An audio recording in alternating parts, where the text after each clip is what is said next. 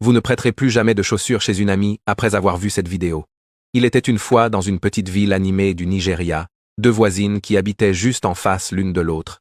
Leurs maisons étaient côte à côte, leurs fenêtres presque collées, et leurs portes toujours ouvertes l'une à l'autre. Chacune de ces voisines avait une fille, Adaora et Samira. Adaora et Samira étaient bien plus que de simples voisines. Elles étaient les meilleures amies du monde. Elles avaient grandi ensemble, jouant dans les rues poussiéreuses, courant pieds nus à travers les champs, poursuivant les papillons et grimpant aux grands manguiers au milieu de leur rue. Elles riaient ensemble, pleuraient ensemble, et se disputaient parfois pour savoir laquelle aurait le plus gros morceau de maïs grillé du vieux kiosque de Samuel. Depuis leur plus jeune âge, elles faisaient tout ensemble. Elles fréquentaient la même école primaire, assises côte à côte en classe. En entrant au collège, elles se retrouvèrent encore une fois dans la même classe, comme si le destin lui-même savait qu'elles étaient inséparables. Leur lien se renforça davantage lorsqu'elles furent toutes deux admises dans le même internat pour filles. Là, elles partageaient un lit superposé. Adaora dormait en haut, Samira en bas. Elles se confiaient leurs secrets jusque tard dans la nuit. Les garçons qu'elles aimaient, leurs rêves de réussite et leurs promesses de rester meilleures amies pour toujours. Les années passèrent et elles travaillèrent dur à l'école. Adaora était toujours celle qui obtenait les meilleures notes, remportant des prix lors des cérémonies scolaires. Samira se débrouillait bien aussi, mais ses résultats n'étaient pas aussi brillants qu'Adaora. Pourtant, aucune jalousie ne s'installa entre elles. Quand vint le moment d'entrer à l'université, elles réussirent toutes les deux leurs examens d'entrée et furent admises dans l'une des meilleures universités du Nigeria. Leurs parents étaient fiers, leurs voisins en liesse, et toute la ville célébrait ces deux brillantes jeunes filles. Après l'université, elles commencèrent à chercher du travail. Adaora, avec son habituelle grâce et son intelligence, décrocha d'abord un emploi dans une grande compagnie pétrolière, mais elle n'oublia pas sa meilleure amie. Elle parla de Samira à son patron, et peu de temps après, Samira fut également embauchée dans la même entreprise. Les gens murmuraient souvent que ces deux amies étaient comme des sœurs. « Êtes-vous sûr qu'elles ne sont pas sœurs de sang ?» demandaient les voisins.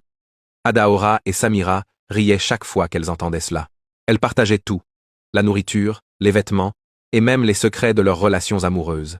Mais peu à peu, quelque chose commença à changer. Un jour, Adaora reçut une promotion au travail.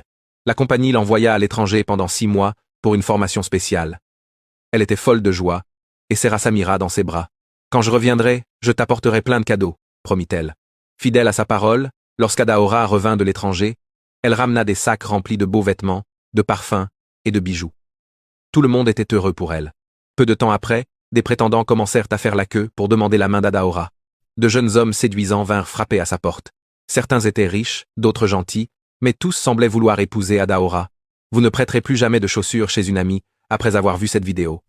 Partie 2. Adaora fut invitée à une grande fête d'anniversaire. Elle avait la robe parfaite, mais il lui manquait des chaussures assorties. Samira possédait une magnifique paire de talons qui s'accordait parfaitement avec la robe. « S'il te plaît, puis-je t'emprunter tes chaussures ?» demanda Adaora. Samira sourit. « Bien sûr, » répondit-elle. « Ne sommes-nous pas comme des sœurs? Je t'emprunte tes affaires tout le temps. » À la fête, tout le monde admirait la tenue d'Adaora. « Regardez ses chaussures » murmuraient les gens. « Elle ressemble à une reine. » Mais à partir de ce jour-là, des choses étranges commencèrent à se produire. Adaora tomba soudainement malade. Cela commença par un mal de tête. Puis elle se mit à vomir du sang. Elle fut conduite d'urgence à l'hôpital, mais les médecins ne trouvèrent rien d'anormal. Au travail, la situation se détériora encore. Des collègues qui la saluaient chaleureusement auparavant l'évitaient maintenant. Même son patron, qui la couvrait autrefois d'éloges, fronçait désormais les sourcils à sa vue. Un matin, elle fut convoquée à une réunion et faussement accusée de vol d'argent dans l'entreprise. « Moi volé !» s'écria Adaora sous le choc. Deux des prétendants les plus sérieux d'Adaora, qui la courtisaient ardemment, cessèrent soudainement de répondre à ses appels sans aucune explication. Désemparée et brisée, Adaora resta seule un soir, les yeux tournés vers le ciel. « Quelque chose ne va pas », murmura-t-elle. « Mais quoi ?» Les jours passaient, et l'état de santé d'Adaora empirait. Elle s'évanouissait souvent et faisait des cauchemars terrifiants. Un matin, elle se réveilla avec une douleur aiguë à la jambe. En regardant, elle vit que ses pieds étaient si enflés qu'elle ne pouvait presque plus les bouger. Ses jambes devinrent de plus en plus lourdes et peu à peu, elles commencèrent à dégager une odeur nauséabonde. Adaora ne pouvait plus aller travailler. Elle perdit son emploi, accusée sans preuve. Elle fut obligée de retourner au village. Là, elle passait ses journées assise sous le grand arbre, près de chez elle, pleurant doucement. Un soir, alors que le soleil se couchait et peignait le ciel en orange, un vieil homme bienveillant passa par là. Voyant Adaora pleurer, il s'arrêta. « Ma fille, dit-il doucement. Ne pleure pas. La cause de ta souffrance vient de quelqu'un de proche, très proche de toi. Le cœur d'Adaora se mit à battre plus fort. Quelqu'un de proche? Demanda-t-elle. Mais qui? Le vieil homme pria pour Adaora. Il lui donna aussi un remède traditionnel, fait à base de feuilles. Il lui dit de rester forte et de croire qu'elle guérirait. Étrangement, au bout de 7 jours, ses jambes commencèrent à guérir. L'enflure diminua, la mauvaise odeur disparut, et elle put à nouveau marcher. Mais quelque chose d'encore plus choquant se produisit. Le 7e jour, Samira tomba gravement malade. Elle tenait à peine debout, et sa jambe commença à se dessécher et à noircir. Affaiblie, Samira envoya chercher Adaora. 3 jours plus tard, Adaora arriva en ville. Vous ne prêterez plus jamais de chaussures chez une amie après avoir vu cette vidéo. Partie 3. Quand elle entra dans la pièce, son cœur battait à tout rompre. Que se passe-t-il, Samira? Demanda-t-elle d'une voix tremblante. Des larmes coulaient sur le visage de Samira. Adaora, murmura-t-elle. J'ai quelque chose à te dire. Adaora fit un pas en avant. Quoi donc? C'est moi, sanglota-t-elle. C'est moi qui t'ai fait ça. J'étais jalouse. Jalouse de tout. De tes notes, de ton travail, de ton voyage à l'étranger, même des hommes qui voulaient t'épouser. La bouche d'Adaora s'ouvrit de stupeur. Qu'est-ce que tu racontes? Samira continua. Je suis allé voir un féticheur la veille de la fête. Je savais que tu allais me demander ces chaussures, car elles allaient mieux avec ta robe que toutes les tiennes. J'y ai vu une occasion parfaite pour frapper. Je lui ai dit que je voulais que tu souffres. Je ne voulais pas que ça aille aussi loin. Adaora n'en croyait pas ses oreilles. Toi, ma meilleure amie, celle à qui je confiais mes secrets, celle que j'ai fait entrer dans mon entreprise, à qui je pouvais confier ma vie.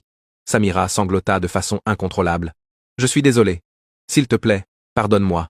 Adaora quitta la maison sans dire un mot. Elle se rendit chez une ancienne collègue et y passa la nuit. Mais elle ne put fermer l'œil. Elle repensait à tout ce qu'elle avait enduré.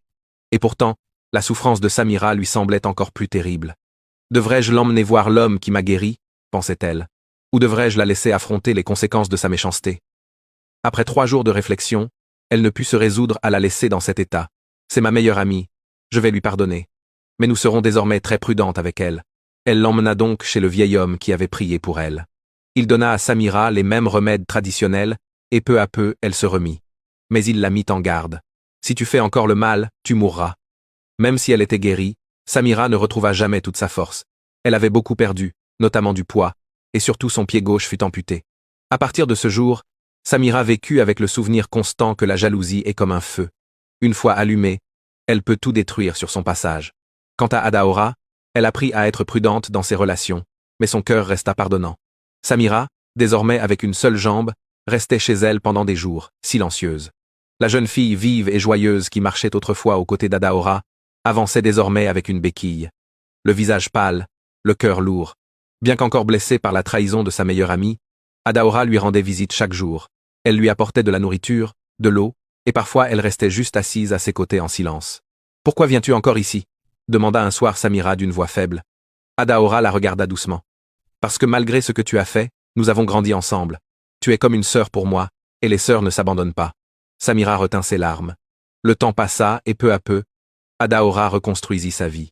Elle trouva un nouvel emploi dans une entreprise encore plus grande, où ses compétences étaient reconnues et respectées. Et voilà la fin de notre histoire. Si vous l'avez aimé, n'hésitez pas à laisser un pouce bleu et à nous dire en tant qu'être humain si vous seriez capable de pardonner une telle trahison de la part de votre ami.